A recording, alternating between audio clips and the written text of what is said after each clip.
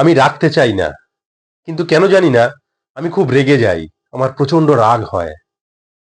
আমি জানি প্রতিদিন সকালে ঘুম থেকে উঠে পড়া উচিত, কিন্তু কেন জানি না আমি উঠতে পারি না। আমার উঠতে দেরি হয়। আমার আলস্যকে আমি ত্যাগ করতে পারি না। আমি জানি আমার শরীরের ওজন কমানোর জন্য, শরীরের ফিটনেস বাড়ানোর জন্য রেগুলার এক্সারসাইজ করা উচিত, কিন্তু কেন জানি না আমি পারি না। জাঙ্ক ফুড না খাওয়া উচিত, তবু নিজেকে কন্ট্রোল করতে পারি না। ঠাকুর শ্রী শ্রী রামকৃষ্ণ পরমহংসদেব বলেছেন, অভ্যাস দ্বারা মনে অসাধারণ শক্তি এসে পড়ে। নমস্কার, আমি রোহন ঘটক। আজকের আলোচনা করব মনের শক্তিকে কিভাবে বাড়ানো যায়।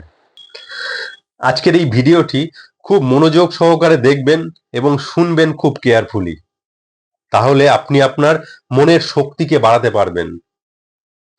যখন আপনার মনে হচ্ছে যে এই কাজ করাও আপনার উচিত নয়, তবু আপনি সেই কাজ করে চলেছেন আপনার মনের বশবর্তী হয়ে, অথবা যখন মনে হচ্ছে আপনার এই কাজটি করা উচিত, তবুও আপনি সেই কাজ করে উঠতে পারছেন না, আপনার মন চাইছে না সেই কাজ করতে, তখন জানতে হবে যে আপনি আপনার মনের বশবর্তী হয়ে উঠেছেন। আপনার মনকে আপনার ইচ্ছা, আপনার আলস্য কন্ট্রোল করছে।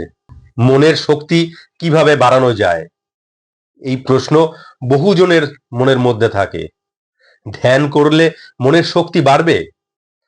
আত্মবিশ্বাস বৃদ্ধির কোনো পদ্ধতি আছে? তরুণ ও মধ্যবয়স্ক নারী পুরুষ প্রায় সবার মনেই এই একই প্রশ্ন থাকে। ব্যায়াম করে যেমন শরীরের শক্তি বৃদ্ধি করা যায়, তেমনি মনের শক্তিকেও বৃদ্ধি করা যায়। শক্তি কি সত্যিই কম? আপনি অভিযোগ করছেন আপনার মনে শক্তি কম, কিন্তু সত্যিই কি তাই? পড়ার বইয়ে আপনি মন দিতে পারেন না, কিন্তু খেলার মাঠে তো পারেন। বন্ধুদের নিয়ে নাটকের রিহার্সাল দিতে বললে আপনি দায়িত্ব নিতে ভয় পান না, অথচ নিজের ব্যবসা শুরু করতে বললে আপনি চিন্তায় পড়েন। অর্থাৎ কোনো কোনো ক্ষেত্রে আপনি আপনার মনের শক্তি খুবই প্রয়োগ করতে পারেন, আবার কোনো কোনো ক্ষেত্রে পারেন না। এটাই তো ব্যাপার। আসলে বিষয় হলো, মনে আপনার শক্তি যথেষ্ট আছে, সমস্যাটা হলো যেসব ক্ষেত্রে এই শক্তি দুর্বল বলে মনে হয়, সেখানে কি করবেন তা জানেন না। একবার নিজের অতীতের জীবনের দিকে তাকান, লক্ষ্য করুন বহু ক্ষেত্রেই আপনি সফল হয়েছেন। মনে শক্তি না থাকলে এতবার সফল হলেন কিভাবে? কোনো কাজ করতে গিয়ে যদি মনে হয় আপনার মানসিক শক্তি কম, তখন মনকে ভালো করে লক্ষ্য করুন, কি চলছে মনের মধ্যে। সাফল্য সম্বন্ধে সন্দেহ উঠছে মনে? আপনি ভাবছেন কাজটা তো শুরু করব, কিন্তু পারবো কি? কেন এই চিন্তা উঠছে? এর তিনটে কারণ হতে পারে। প্রথমত, আত্মবিশ্বাসের ঘাটতি। দ্বিতীয়ত, অতীতে হয়তো এমন ধরনের কাজ ব্যর্থ হয়েছিলেন, সেই অভিজ্ঞতা আপনাকে দুর্বল করে দিয়েছে। তৃতীয়ত, কাল্পনিক ভয়। কোনো এক অজানা ভয় আপনার মনে উঠেছে। যে কাজ কঠিন বলে মনে হয় সেই কাজেই আত্মবিশ্বাসের কমতি দেখা দেয়, অথচ এই কঠিন কাজকে এড়িয়ে চলা সম্ভব নয়। কখনো কখনো সেগুলি হঠাৎ সামনে আসে, যেমন হঠাৎ কারো হার্ট অ্যাটাক হয়েছে, আপনাকে ব্যবস্থা নিতে হবে, তাকে হাসপাতালে নিয়ে যাওয়ার ব্যবস্থা করতে হবে। কিংবা ইংরেজি পরীক্ষা কি অঙ্ক পরীক্ষা যা আপনার ভালো লাগে না, অথচ সামনেই সেই পরীক্ষা। আপনি যদি সবসময় কঠিন কাজকে এড়িয়ে যান, তবে এ ধরনের পরিস্থিতিতে আপনি অবশ্যই ঘাবড়ে যাবেন। তার চেয়ে বরং আগে থেকে কঠিন কাজের মোকাবিলা করার অভ্যাস করলে প্রয়োজনীয় সময়ে তা কাজে লেগে যাবে। কিভাবে এই অভ্যাস করবেন? যেসব কাজ আপনার কাছে কঠিন বলে মনে হয়, তার একটা তালিকা তৈরি করুন। দৈনন্দিন জীবন থেকে সেই কাজগুলিকে বাছুন। এবার সেই তালিকা থেকে তিনটে কাজকে বেছে নিন। এই তিনটে কাজের মধ্যে আপনি যেগুলো বেছে নিলেন, তার মধ্যে যেটি সহজ বলে মনে হবে সেটিকে লাল পেন্সিল দিয়ে দাগ দিন। আধা ঘন্টা ধরে এই কাজ করুন। আবার ভালো লাগুক বা নাই লাগুক করে যান। আপনার শরীর ও মনকে বাধ্য করুন যে আধা ঘন্টা ধরে ওই কাজটি করতে। এবার পরীক্ষকের মতো নিজেকে নাম্বার দিন যে আপনি ওই কাজে কত নিজেকে মার্কস দিলেন। এইভাবে পরপর 3 দিন করুন। এই জিনিস আপনার কাছে পরিষ্কার হয়ে উঠবে। প্রথমত, প্রথম দিন 20% মার্কস পেলে পরের দিন তা বেড়ে 30%, এবং তৃতীয় দিন 45% হয়েছে। দ্বিতীয়ত, ওই কাজটি এখন আর আপনার কাছে অতটা কঠিন লাগবে না। এইভাবে কঠিন কাজের তালিকা থেকে একটা একটা করে বেছে নিয়ে 3 দিন করে অভ্যাস করুন। 1 মাসেই আপনি নতুন মানুষ হয়ে উঠবেন, কারণ ততদিনে 9-10টি কঠিন কাজ আপনার কাছে সহজ হয়ে এসছে। আপনার মধ্যে কোন প্রবৃত্তিটা সবচেয়ে জোরালো? রাগ, লোভ, ঈর্ষা, অহংকার, না পরের সমালোচনা করা? নিজের মনের দিকে ভালো করে তাকান। ধরা যাক রাগই আপনার মধ্যে সব থেকে প্রবল। এবার মনে মনে ঠিক করুন, আজ সারাদিন আমি একবারও রাগ করব না, বরং হাসি মুখে থাকবো। সারাদিনের কাজ করে যান, স্কুলে যাওয়া, অফিসে কাজ করা, বাজার করা, বন্ধুদের সঙ্গে গল্প করা ইত্যাদি নানা রকম কাজ করে যান, কিন্তু কখনোই রাগবেন না। রেগে যাবার পরিস্থিতি সামনে এলেও মুখে হাসি আনুন। একবার ভীষ্মের মতো প্রতিজ্ঞা করুন যে যাই হোক আজ কোনো মতেই রাগবো না। অন্তত আজকের দিনটা হাসি মুখে থাকবো, কাল যা হোক করা যাবে। একটা দিন এইভাবে করে দেখুন না। আর যখনই মনের মধ্যে প্রচন্ড রাগ আসবে, আপনি নিজেকে কন্ট্রোল করতে পারবেন না, 100 থেকে 1 পর্যন্ত ব্যাক ক্যালকুলেশন করুন, গুনতে থাকুন, 100, 99, 98, 97 এরকম করে গুনতে থাকুন। দেখবেন রাগ কোন দিকে চলে গেছে। রাতে শুতে যাওয়ার আগে কাগজ পেন্সিল দিয়ে নিজেকে মার্কস দিন। সারাদিনে মনে কতবার রাগ হয়েছিল, কতবার প্রতিকূলতার পরিস্থিতির সামনে পড়েছিলেন। রাগকে যতবার জয় করতে পেরেছেন প্রত্যেকবারের জন্য 5 নাম্বার করে মার্কস দিন, আর যতবার করতে পারেননি ততবার 5 নাম্বার করে মার্কস বাদ দিন। এবার দেখুন সব মিলিয়ে আপনি কত মার্কস পেলেন। প্রতি সপ্তাহে 2 দিন এরকম বিভিন্ন প্রবৃত্তি নিয়ে অভ্যাস করুন, দেখবেন 1 মাসের মধ্যেই আপনার আত্মবিশ্বাস অনেক বেড়ে গেছে। রোজ সকালে ও রাত্রে প্রতিবার অন্তত 10 মিনিট ধরে স্বামী বিবেকানন্দের বিভিন্ন বই পড়ুন অথবা কোনো মোটিভেশনাল ভিডিও দেখুন। এই অভ্যাসটি স্নান খাওয়া দাওয়ার মতো প্রতিদিন করা চাই। মাত্র 10 মিনিটের তো ব্যাপার, দেখবেন 1 সপ্তাহের মধ্যেই আপনার মধ্যে একটা পরিবর্তন আসছে। অতীতের কোনো ব্যর্থতার জের, ধরুন হঠাৎ আপনার সামনে যেন একটা জরুরি কাজ এসে পড়লো যা আপনাকে চিন্তিত করে তুলেছে, আপনি একটু ভয় পাচ্ছেন, কারণ অনুরূপ এক কাজে বা পরিস্থিতিতে অতীতে আপনি ব্যর্থ হয়েছিলেন। অতীতের সেই ব্যর্থতা এবারেও আপনার আত্মবিশ্বাসকে টলিয়ে দিয়েছে।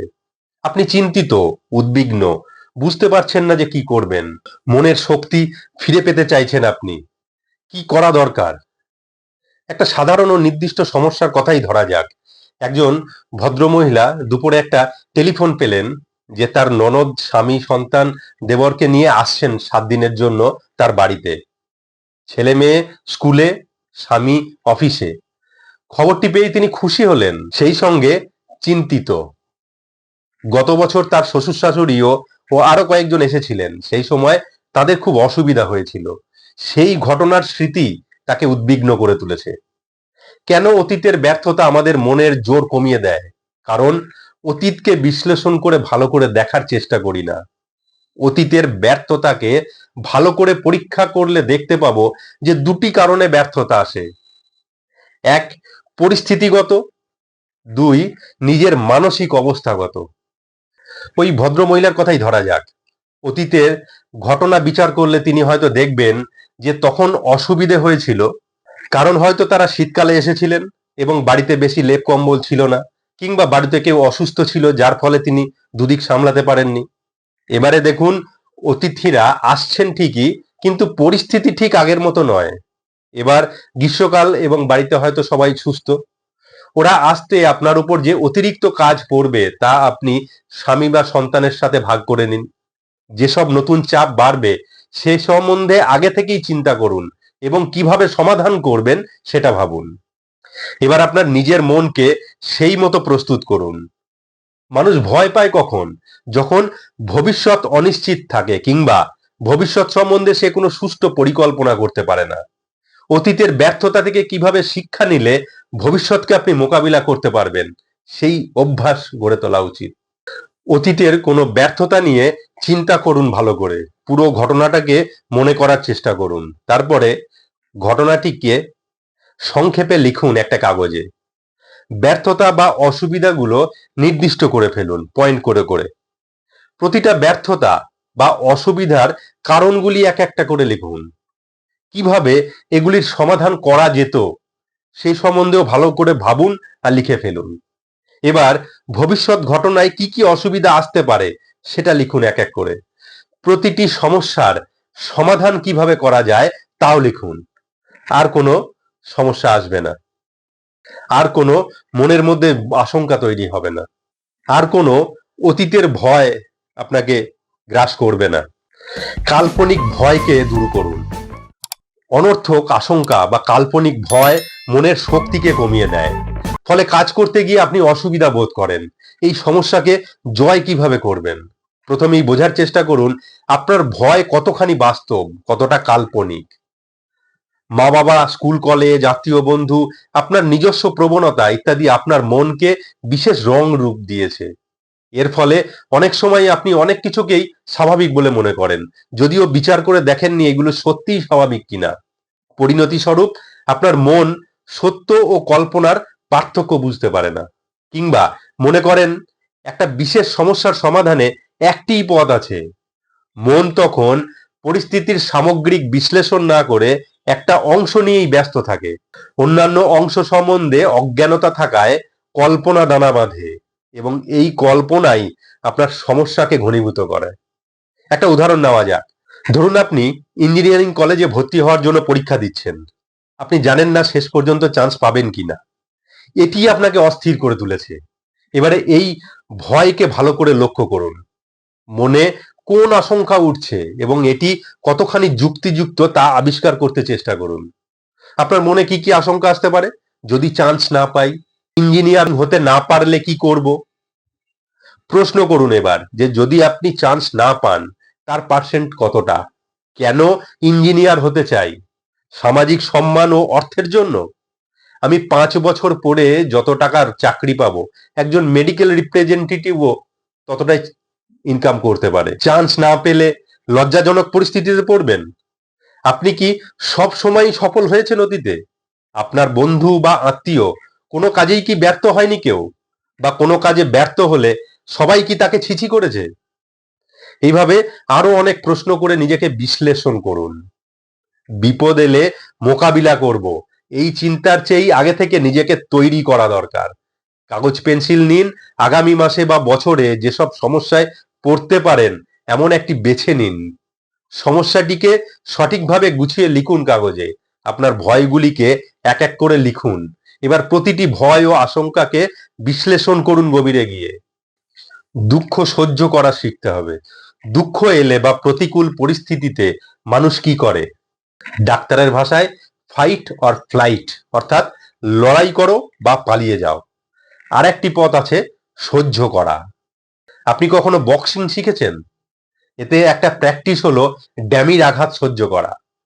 দুঃখকে শান্ত মনে গ্রহণ করার অভ্যাস করলে মনের জোর বাড়ে। দুঃখ এলে সবসময় প্রতিক্রিয়া প্রকাশ করবেন না, মাঝে মাঝে চেষ্টা করুন একে গ্রহণ করতে, মনকে শান্ত রাখতে। দেখবেন যে এতে আপনার সহ্য শক্তি বাড়ছে। সহ্য শক্তি বাড়ার অর্থ মন শক্তিশালী হওয়া। ফলে ভবিষ্যতে প্রতিকূল পরিবেশেও আপনি অস্থির হবেন না। অনিবার্য ঘটনাকে, যেমন ধরুন কোনো প্রিয়জনের মৃত্যু, কারোর হঠাৎ খারাপ আচরণ করা, কোনো সামাজিক বা পারিবারিক দুর্ঘটনা ইত্যাদিকে শান্তিভাবে গ্রহণ করতে পারবেন। আপনার কোনো প্রিয়জনের মৃত্যুর কথা চিন্তা করুন। এই ঘটনা একসময় আপনাকে গভীর আঘাত দিয়েছিল। মনে মনে সেই চিন্তা গড়ে তুলুন। ঘটনাটিকে নিখুঁতভাবে আবার সাজিয়ে তুলুন। যত খারাপই লাগুক, এটি করুন শান্ত মনে। দেখুন মন কতখানি শান্ত রেখে আপনি সেই দুঃখজনক স্মৃতিকে সহ্য করতে পারছেন। আপনার সঙ্গে ভালো সম্পর্ক নেই এমন সহকর্মী বা আত্মীয়র সঙ্গে দেখা করুন। তিনি যদি খারাপ আচরণ করে তবুও রাখবেন না, শান্ত মনে তা সহ্য করার চেষ্টা করুন। এবার ডায়েরিতে লিখুন আপনার সাফল্য কতটা। সপ্তাহে যদি একবার এই ধরনের প্রতিকূল পরিবেশের মুখোমুখি হন এবং শান্তভাবে তার মোকাবিলা করেন, দেখবেন 2 মাস পরে আপনার সহ্য ক্ষমতা অনেক বেড়ে যাবে। আপনি নিজেই অবাক হয়ে যাবেন আপনার সাফল্য দেখে। আজকের এই ভিডিওটি ভালো লাগলে অবশ্যই লাইক করবেন, শেয়ার করবেন সবার সাথে, আর চ্যানেলটিকে অবশ্যই সাবস্ক্রাইব করবেন। ভিডিওটি দেখার জন্য অসংখ্য ধন্যবাদ।